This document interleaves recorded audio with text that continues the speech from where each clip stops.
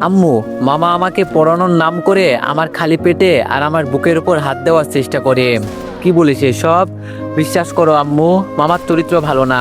তিনি সব সময় আমার সাথে খারাপ কাজ করতে চাই। এভাবে বলতে নেই মা, উনি তোমার মামা হন। মামা হয় দেখে কি উনি আমার পেটে হাত দিবেন?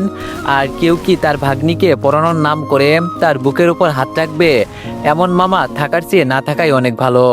মারে, এভাবে বলতে নেই, উনি তোর আপন মামা হয়। আমি জানি আমার ভাই কতটা ভালো। আর তুই সকাল সকাল এইসব কি শুরু করলি? তুমি আমার কথা বিশ্বাস করো না কেন? যেই দিন তোমার মেয়ের ইজ্জত তোমার ভাইয়ের হাতে চলে যাবে, সেই দিন বুঝবে। আমি আজকে আমার বাবাকে সবকিছু বলে দিব। মামাকে আমাদের বাসা থেকে বিদায় করো, নইলে আমাকেই বরং এই বাসা থেকে বের করে দাও। কিছু হলেও ইজ্জতটা তো বাঁচবে আমার। ঠাস ঠাস করে তানিয়ার গালে ওর মা দুইটা চড় দিয়ে বলল, চিচি, তোর লজ্জা করে না এইসব কথা বলতে? তোর মামা এখানে পড়ে আছে শুধু টাকার জন্য। সারাদিন কাজ করে রাতে তোরে পড়াই, আর তুই কিভাবে এইসব কথা বলতে পারলি? তানিয়া কান্না করতে করতে বলল, আমাকে বিশ্বাস করবে কেন তুমি? আমি তো তোমার মেয়ে না যে আমাকে তুমি বিশ্বাস করবে। তুমি তো তোমার আদরের ভাইকে বিশ্বাস করবে। যেই দিন আমি বিষ খেয়ে আত্মহত্যা করব, তখন তুমি বুঝবে। এখন আমি শতবার বলার পরও বুঝবে না। তানিয়ার কথা শুনে ওর মা একটু ভয় পেয়ে গেল। মেয়েকে হাত ধরে সোফায় বসিয়ে বলল, তোর কি হয়েছে মা? সবকিছু আমাকে খুলে বল। আর সবকিছু কি সত্যি সত্যি হয়েছে নাকি? তানিয়া কান্না করতে করতে বলল, আম্মু, তবে কি আমি তোমাকে মিথ্যা কথা বলছি? তানিয়ার আম্মু বলল, আচ্ছা মা, শুরু থেকে বল কি হয়েছে। তানিয়া বলল, আজকে রাতে পড়ার সময় মামা আমাকে খুব সুন্দর করে পড়ায়। শেষে যখন আমার পড়া শেষ, তখন আমার খালি পেটে মামা হাত রেখে বলে, জানো তানিয়া, তোমার পেটটা দেখতে সেই সুন্দর। মেয়েদের সবচেয়ে আকর্ষণীয় জায়গা হচ্ছে এই খালি পেট। এইসব বলে আমার পেটের উপর হাত দেয়। আর যখন উপরে হাত নিতে চাই, তখন আমি দৌড়ে পালিয়ে এসেছি। আমি কি এখন এসব বুঝি না বলো? আমি কি বোকা মেয়ে? আমি এখন ক্লাস 10-এ পড়ি। আমার একটা মান সম্মান আছে আম্মু। তুমি জিজ্ঞাসা করবে মামা আমার সাথে কেন এসব করে? তানিয়া ওর মাকে জড়িয়ে ধরে কান্না করে এসব বলছে। তানিয়ার মা এক হাত দিয়ে জড়িয়ে ধরে বলল, কান্না করিস না মা, আমি সবকিছু দেখছি। সাবধান, তুই তোর বাবার কাছে এইসব কথা ভুলেও বলবি না, ঠিক আছে? তানিয়া বলল, কেন বলবো না? বাবা আমাকে অনেক ভালোবাসে। বাবাকে বললে এর একটা সমাধান করবে।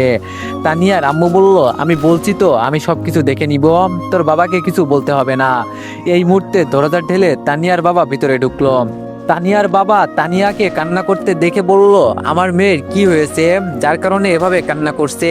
তানিয়া চোখের পানি মুছে বলল, আম্মুকে বলছি ফুচকা খাবো, আম্মু ফুচকা এনে দেয় নাই, তাই উল্টো আমাকে মেরেছে, এজন্য কান্না করছি। আমি তানিয়া আর আমার আপুর কথাগুলো দরজার আড়াল থেকে এতক্ষণ শুনতেছিলাম। আমি ওয়াশরুম থেকে যখন বের হয়ে বাইরে যাব, তখন আমার কানে এইসব কথাগুলো ভেসে আসে। আমি ভাবতেও পারি নাই আমার ভাগ্নি আমার সম্পর্কে এইসব কথা বলবে। কিভাবে ও এটা বলতে পারলো? সিসি কি বলে আমি নাকি পড়ানোর নাম করে ওর পেটে হাত দেওয়ার চেষ্টা করি? এইসব কথা শুনতেই আমার ঘৃণা হচ্ছে। তানিয়া কিভাবে এইসব কথা বলতে পারলো? ও হ্যাঁ, মনে পড়েছে, ও আমার উপর প্রতিশোধ নেওয়ার জন্য এইসব করছে। তাহলে হয়েছে কি, কালকে বিকালে দুলাভাইয়ের সাথে কাজ শেষ করে বাসায় ফিরছি। তানিয়ার রুমের পাশ দিয়ে যেতেই কেমন যেন অদ্ভুত ধরনের কিছু আওয়াজ ভেসে আসলো। ভিতর থেকে এমন মনে হচ্ছিল যেন কোনো মেয়ে কোনো কিছুর কারণে চিৎকার করছে। আর আমার ধারণা মতে শারীরিক কোনো সম্পর্ক যখন হয়, তখন এই ধরনের আওয়াজ মূলত ভেসে আসে। আর সকাল থেকে নাকি আপু বাসায় নেই, তানিয়া একা একা বাসায়। এজন্য আমার একটু সন্দেহ হলো। আমি চুপচাপ দরজা খুলে তানিয়ার রুমে ঢুকে গেলাম। আর ভিতরে গিয়ে দেখি তানিয়া বসে বসে কম্পিউটারে ভিডিও দেখছে। হঠাৎ করে তানিয়া পিছনে তাকিয়ে আমাকে দেখে বোকা হয়ে যায়। ও তাড়াতাড়ি কম্পিউটার বন্ধ করে দাঁড়িয়ে পড়ে। কিছুক্ষণ পর তানিয়া কান্না করতে করতে বলল, মামা, আমি তোমার পায়ে পড়ে বলছি, তুমি আমার আম্মুকে কিছু বলবে না প্লিজ। আমি তানিয়ার গালে ঠাস ঠাস করে দুইটা চড় দিয়ে বললাম, ছিছি, তুই এইসব নোংরা ভিডিও দেখিস? জানিস আপু এসব জানতে পারলে তোর কি অবস্থা হবে?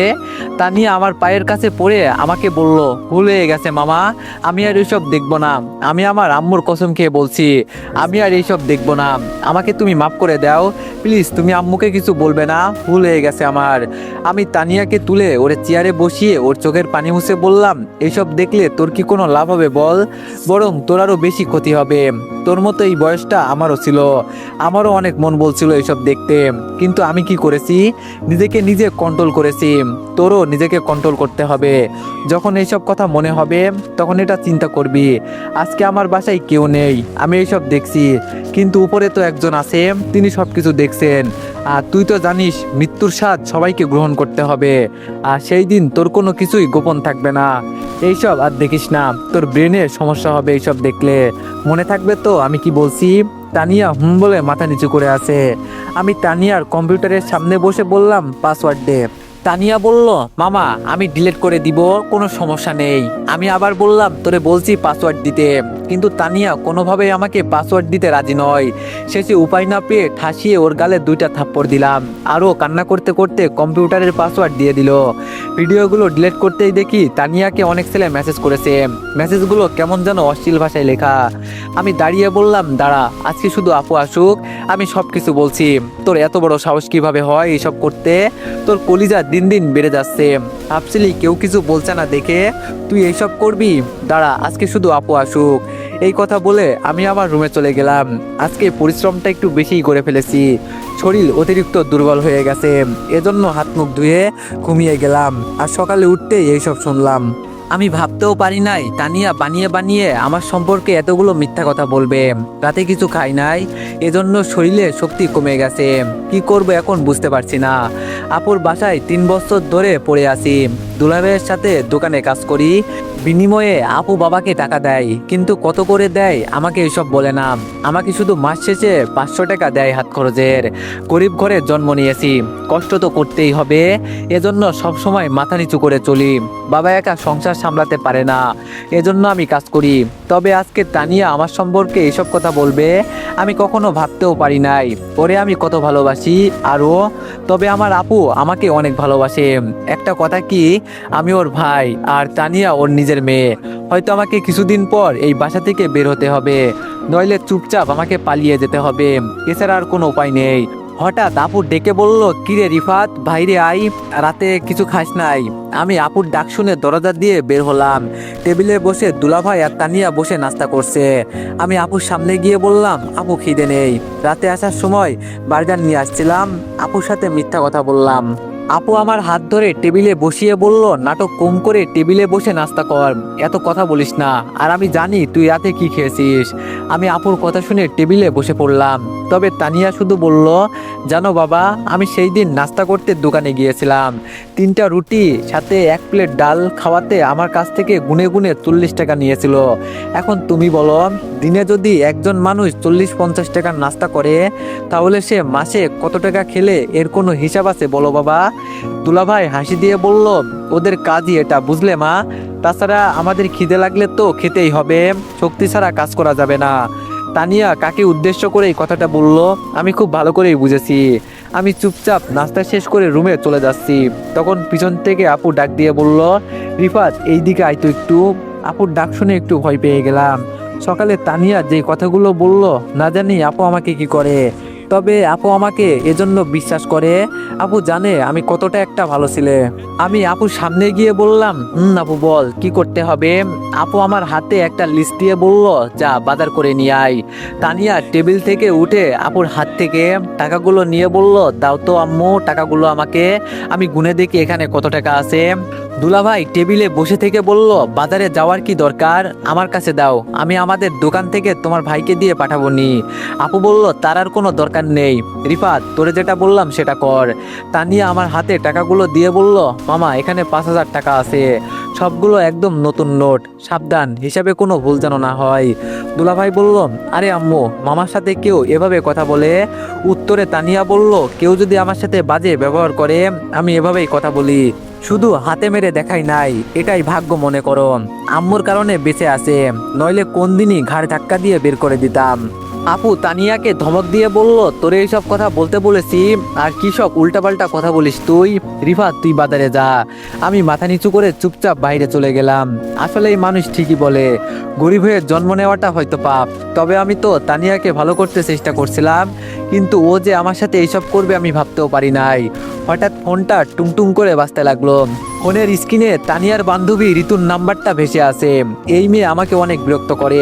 ঋতু আমার ভাগ্নির বান্ধবী, ওকে কিভাবে বলি আমি ওকে অনেক পছন্দ করি, তবে মেয়েটা ভালোই সুন্দর আছে, কিন্তু আমি ওকে শুধু বলি তুমি আমার ছোট বোনের মতো।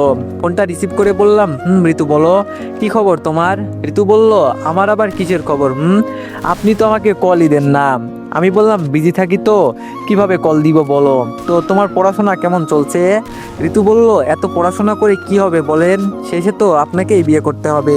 আমি বললাম, শোনো ঋতু, তুমি আমার ছোট বোনের মতো, এইসব বলতে তোমার আমি না করছি না। ঋতু বলল, আপনি বললেও আমি শুনবো না। আর আজকে কিন্তু আমি আপনাদের বাসায় আসছি। আপনি কোথায়? আমি বললাম, ফোন রাখো, আমার কাজ আছে, বাই। ঋতু বলল, আরে আরে শোনেন শোনেন। আমি বললাম, বলো। ঋতু বলল, লাভ ইউ। আমি বললাম, ধুর রাখো তো, উল্টাপাল্টা কথা আরেকবার বললে তোমার ফোন নাম্বার ব্লক করে দিব। কল কেটে দিয়ে চিন্তা করছি, আমি কি আরেকবার আমার ভাগ্নিকে বুঝিয়ে দেখবো নাকি? ও হয়তো ছোট মানুষ, ভুল তো হতেই পারে। দেখি আরেকবার বুঝিয়ে। আপুর লিস্ট অনুযায়ী সবগুলো বাজার করে বাসার দিকে রওনা দিলাম। কলিং বেল বাজাতেই আপু এসে দরজা খুলে দিল। আমি আপুর হাতে বাজারগুলো দিয়ে বললাম, আপু, দুলাভাই কি দোকানে চলে গেছে? আপু বলল, মাত্র কিছুক্ষণ হলো গিয়েছে। আমি আপুর হাতে বাজারের লিস্ট সহ টাকাগুলো দিয়ে বললাম, সবকিছু একটু হিসাব করে নিস, আমাকে এখন দোকানে যেতে হবে। ভাইয়া ভালো আছেন?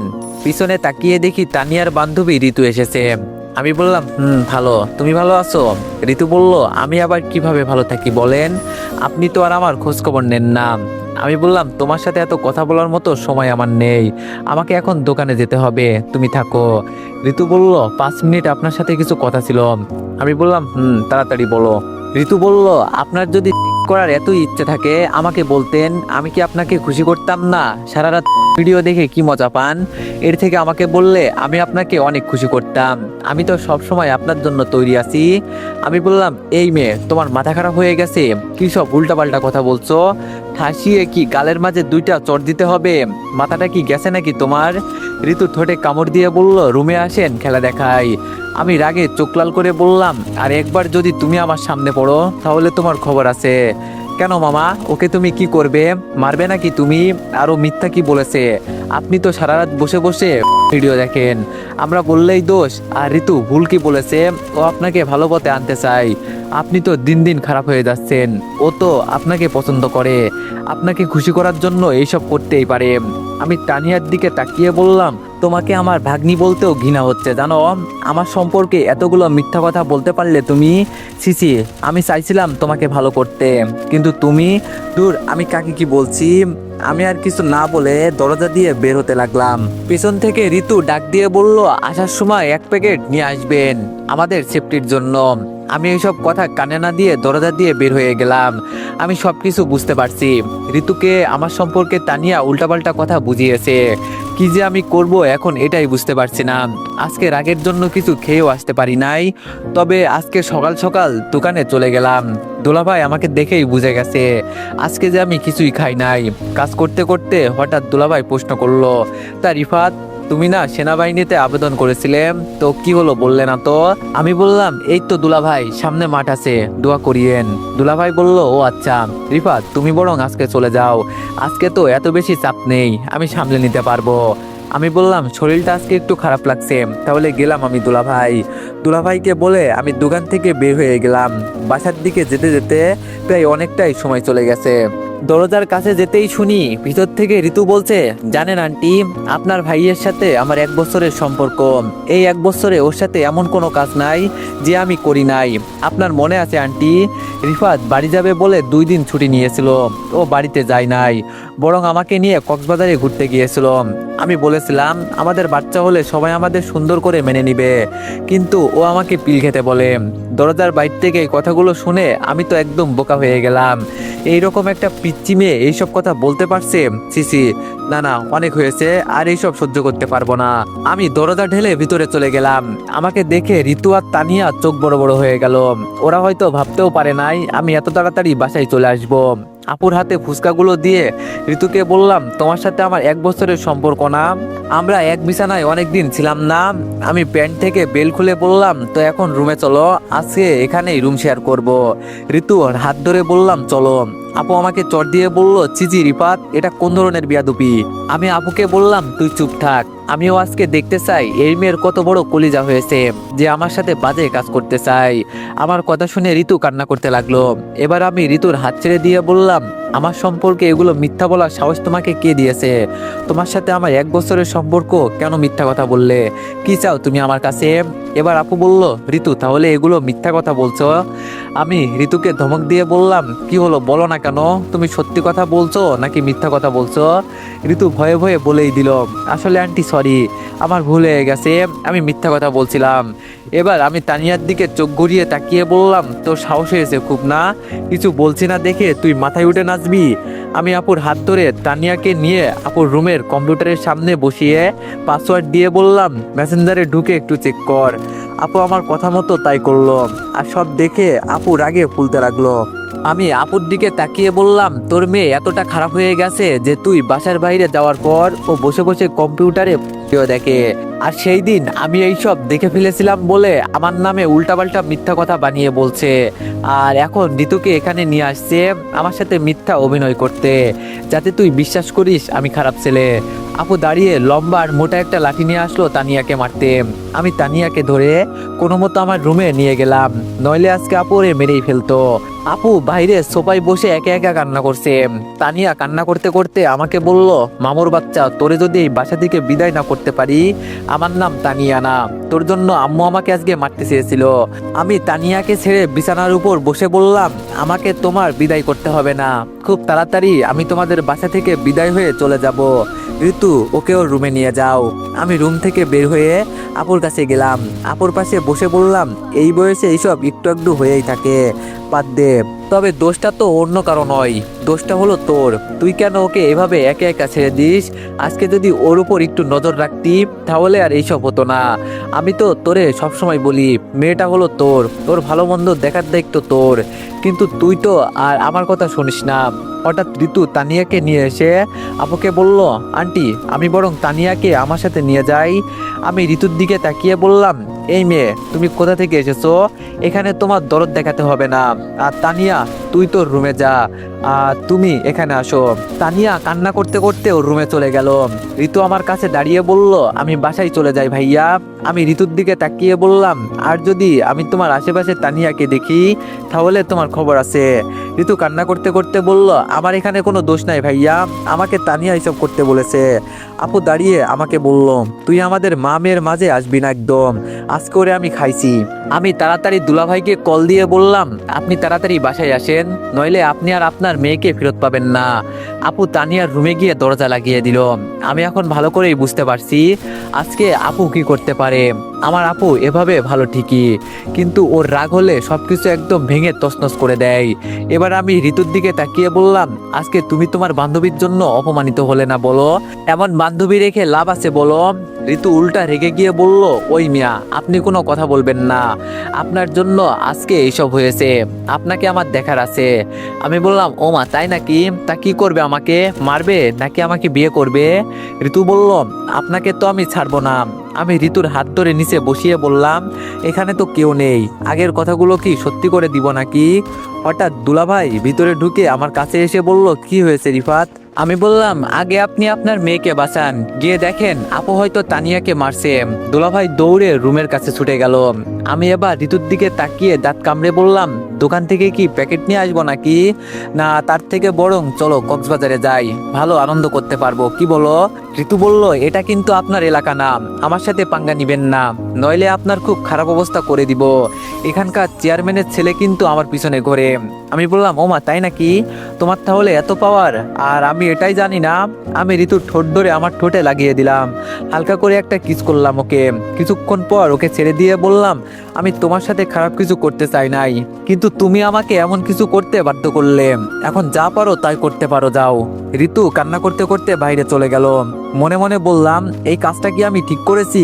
হয়তো না। হঠাৎ দেখি আমার ছোট বোন কল করেছে। আমি ফোনটা রিসিভ করতেই বললাম, আপু বলেন। আপু বলল, ভাইয়া আমি না একটা ভুল করে ফেলেছি। আমি বললাম, কি হয়েছে তাই বল। আপু বলল, আমি আজকে সকালে আম্মুর সাথে ঝগড়া করেছি, কিন্তু এখন আম্মু আমার সাথে কথা বলে না। আমি বললাম, কি নিয়ে ঝগড়া করলি? আপু বলল, আম্মু আমাকে বলে নাকি আমি বাবার মতো দেখতে কালো হয়েছি, আমাকে নাকি কোনো ছেলেই বিয়ে করবে না।